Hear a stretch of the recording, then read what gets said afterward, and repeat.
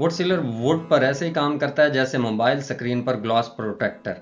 अगर आप गाढ़ा तैयार करेंगे तो वो बिल्कुल ऐसे उतर जाएगा जैसे फेस मास्क खुश्क होने पर चेहरे पर से उतरता है। जिस तरह इंसानी जिस्म का मसाज किया जाता है, अगर आप मलमल के कपड़े के साथ वुड सीलर से लकड़ी का मसाज करें तो लकड़ी इतनी स्मूथ हो जाएगी और हाथ फेरने से ऐसा फील होगा जैसे शीशे पर हाथ फेर रहे हो। हेलो फ्रेंड्स, आज हम बात करेंगे वुड सीलर के बारे में, जिसको सैंडिंग सीलर भी कहा जाता है। इस वीडियो में सीलर तैयार करने और इसको इस्तेमाल करने की मुकम्मल तफसील आपके साथ शेयर करेंगे। इसकी वो रेशो आपको बताऊंगा जो आप स्प्रे मशीन, ब्रश और मलमल फैब्रिक तीनों के साथ अप्लाई कर सकेंगे। वुड सीलर लकड़ी की जान है, अगर इसको सही तौर पर इस्तेमाल किया जाए तब। अफसोस इसके फायदे का 90% लोगों को पता ही नहीं होता।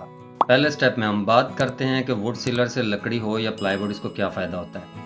जिस तरह इंसानी जिस्म में रगें और शरेयानें होती हैं जिनमें खून गर्दिश करता है, जिनकी वजह से इंसानी जिस्म फलता फूलता और तवाना रहता है, सेम इसी तरह लकड़ी के अंदर भी रगें और नसें होती हैं। लकड़ी को पानी लगने या नमी चढ़ने से ये रगें फूलती हैं, जिसकी वजह से दरवाजे सही बंद नहीं होते, चौखट के साथ फंसने लग जाते हैं। इसके अलावा जो जॉइंट्स होते हैं वो खुल जाते हैं। फर्नीचर में भी सेम यही कंडीशन बनती है। बेड, ड्रेसिंग और साइड टेबल्स की बेस में ये प्रॉब्लम नज़र आती है। फर्श से नमी चढ़ती है और हमारा फर्नीचर नीचे से फूलना शुरू कर देता है। नीचे से पॉलिश उतरना शुरू हो जाती है, जोड़ खुलने लग जाते हैं। ड्रेसिंग, साइड टेबल्स और अलमारियों के अंदर नमी बनने से प्लाई खराब होने लगती है। जो हिस्सा दीवार के साथ लगता है वहाँ फंगस बन जाती है, जिसमें कीड़ा भी पैदा हो जाता है जो लकड़ी को खाने लग जाता है। ये सारी प्रॉब्लम सिर्फ इसी वजह से बनती हैं कि लकड़ी के मसाम और रगें खुली रह जाती हैं, जिसमें नमी चढ़ने से ये सारी प्रॉब्लम्स क्रिएट होती हैं। वुड सीलर ऐसा केमिकल है जो लकड़ी के मसाम और रगों में जाकर उनको बंद कर देता है और अपनी तह इनके अंदर जमा देता है। फिर ना तो नमी और जो काम वाली गीला पोछा लगाते फर्नीचर या डोर्स को टच करती हैं, इससे लकड़ी को कोई नुकसान नहीं होता और ना ही फर्नीचर या डोर्स फूलते हैं। फ्रेंड्स, इसमें सारी गलती हमारी अपनी होती है। जब हम पॉलिश वाले से घर के दरवाजे पॉलिश करवाते हैं तो हम या तो लेबर का ठेका करते हैं और मटेरियल खुद लेकर देते हैं, या फिर दूसरी सूरत में हम विद मटेरियल ठेका करते हैं। दोनों सूरतों में हम ठेकेदार को फोटो दिखाते हैं कि हमें ये कलर या ये डिज़ाइन चाहिए।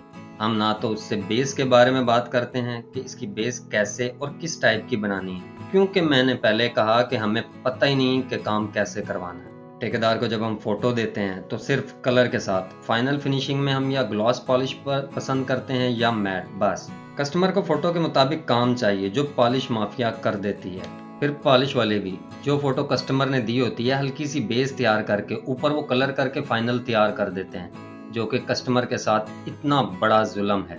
ना तो पॉलिश माफिया सही से लकड़ी की बेस बनाती है, जो कि सिर्फ वुड सीलर के साथ बनती है, जिसमें वो अपनी मेहनत और रुपया दोनों की बचत कर जाते हैं, सिर्फ कस्टमर को आगाही ना होने की वजह से। अब आपके सामने कुछ मिसाल देता हूँ कि जब पॉलिश माफिया घर के दरवाजे पॉलिश करते हैं तो वो फिटिंग करवा कर पॉलिश करते हैं, जो सबसे बड़ा फॉल्ट है, क्योंकि फिटिंग हुआ दरवाजा ना तो नीचे फर्श की साइड से पॉलिश होगा और ना वो ऊपर से पॉलिश करते हैं, जो कि कस्टमर को नजर नहीं आता। और हमारे दरवाजों की सही बर्बादी सिर्फ नीचे फर्श वाली जगह से पॉलिश ना होने की वजह से होती है।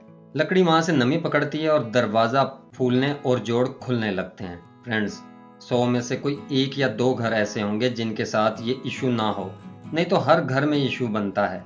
और वजह सिर्फ लकड़ी के मसाम और रगों को बंद ना करना, खुले छोड़ देना, जिसकी वजह से हमें कुछ वक्त के बाद अपने घर के दरवाजों को कारपेंटर को बुलाकर रंदा लगवा कर रगड़वाना पड़ता है। तो फ्रेंड्स, लकड़ी और प्लाईवुड के इन तमाम फॉल्ट्स का सिर्फ एक हल है जो वुड सीलर के पास है। ये ऐसा मैजिकल केमिकल है कि जिसका काम आज आप सुनकर हैरान और परेशान हो जाएंगे।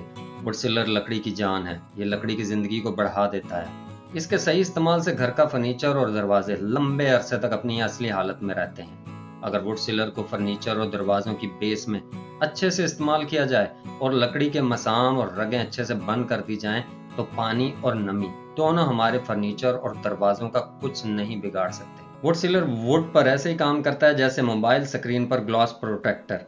इसके 3 से 4 कोट वुड और प्लाईवुड में जान डाल देते हैं। फ्रेंड्स, जिस तरह इंसानी जिस्म का मसाज किया जाता है, अगर आप मलमल के कपड़े के साथ वुड सीलर से लकड़ी का मसाज करें तो लकड़ी इतनी स्मूथ हो जाएगी और हाथ फेरने से ऐसा फील होगा जैसे शीशे पर हाथ फेर रहे हो। फ्रेंड्स, वुड सीलर के पहले 2 से 3 कोर्स के दरमियान मेटल का 320 नंबर एगमार इस्तेमाल किया जाता है। वुड सीलर लकड़ी या प्लाईवुड पर लगने से लकड़ी का बूर खड़ा होता है, जो ये रेगमार ख़त्म करके लकड़ी की सतह को मुलायम और हमवार कर देता है। वुड सीलर का मैक्सिमम ड्राई टाइम 20 से 25 मिनट होता है। एक कोट से दूसरे कोट के दरमियान वक्फा भी यही 20 से 25 मिनट होता है। ये इसका मैक्सिमम ड्राई टाइम है। उम्मीद है आपको वुड सीलर के तमाम फ़ायदे समझ आ गए होंगे। अब मैं आपको इसकी रेशो बताता हूँ कि आपने किस तरह इसको तैयार करना है, जो मलमल, ब्रश और स्प्रे मशीन तीनों के साथ आप अप्लाई आसानी से कर सकेंगे एक ही रेशो में। इसको अच्छे से आपने किसी स्टिक की मदद से हिला लेना। इसका महलूल जो है वो गाढ़ा नीचे जम जाता है, बैठा होता है, उसको आपने हिला के फिर उसके अंदर थिनर मिक्स करना है। या मैं एक बोतल के अंदर एक क्वार्टर डालिए, क्वार्टर जो है वो 0.91 लीटर का होता है। इसके अंदर थिनर की आप रेशो देख लें कि आपने यही रेशो रखनी है, इसे ऊपर नीचे नहीं रखना। 2.5 लीटर थिनर आपने अच्छे वाला यूज़ करना है। बोतल को इसी तरह आप कैप के ऊपर कपड़ा लपेट लें, कहीं लीक भी हो सकता है, ढक्कन खुल भी सकता है, कोई छींटे वगैरह आपकी बॉडी जिस्म आँख पे आ सकते हैं। एहतियात आपने करनी है। इसको अच्छे से हिला के 1 से 2 मिनट सही से शेक करके आप इसी तरह निकाल लें। अब मैं आपको इसको मलमल से, ब्रश से, स्प्रे से, तीनों से लगा के मुख्तसर से आपको दिखा देता हूँ। अच्छा, आपने इसका जो है वो थिक मटेरियल तैयार नहीं करना। कोई कोशिश करते हैं कि चलें थिक मटेरियल तैयार कर लें, ज़रा गाढ़ा लग। अगर आप गाढ़ा तैयार करेंगे तो वो बिल्कुल ऐसे उतर जाएगा जैसे फेस मास्क खुश्क होने पर चेहरे पर से उतरता है। इसको आपने पतला ही रखना है। रेशो आप इसकी नोट कर लें। आपने हमेशा से इसी रेशो के साथ जो है वो इसको तैयार करना है। ये देखें, ब्रश के साथ, मलमल के साथ और स्प्रे मशीन के साथ भी बेहतरीन, किसी भी गन में आप डाल लें बेहतरीन मशीन चलेगी। ये वुड के ऊपर लगा लिया, पहले विनियर के ऊपर लगा लिया, या MDF के ऊपर जो है वो ब्रश से सारा आप देख लें कि इतनी एक लेयर बस इसकी एक कोट की जो है वो चढ़ानी होती है। इसके बाद इसको 20 से 25 मिनट जो है वो इसका ड्राई टाइम है, खुश्क होने देना है। और उसके बाद फिर इस पे मेटल का जो है पेपर, ये इसी तरह शीशम की वुड है, उसके ऊपर मशीन के साथ देख लें कि एक कोट इसके ऊपर मैं करके आपको दिखा देता हूँ। तीनों चीज़ों का थोड़ा सा मैंने इसलिए आपको ज़रा डिटेल के साथ गाइड कर दिया, वीडियो 1-2 मिनट 3 मिनट लंबी, लेकिन यह है कि आपको डिटेल से पता लग जाए कि आपके सामने जो है तैयार भी किया और उसको अप्लाई भी कर रहा हूँ कि इसको हमने किस तरह तैयार करना है और कैसे अप्लाई करना है। ये MDF की जो प्लाई है उसके ऊपर जो है एक कोट इसके ऊपर कर देते हैं। ये विनियर है, एक कोट इसके ऊपर हो गया। ये स्प्रे मशीन का भी आपने देख लिया, ब्रश का भी देख लिया।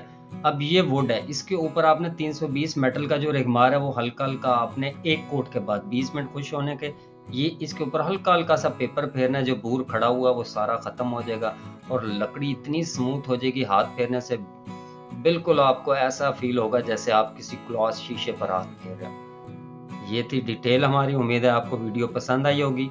चैनल को सब्सक्राइब, वीडियो को लाइक और ज़्यादा से ज़्यादा शेयर ज़रूर कीजिएगा। और मिलते हैं मज़ीद किसी अच्छे टॉपिक पर जो आप कमेंट बॉक्स में चूज़ करेंगे। अपना और इस चैनल का अच्छे से ख्याल रखिएगा। अल्लाह हाफ़िज़।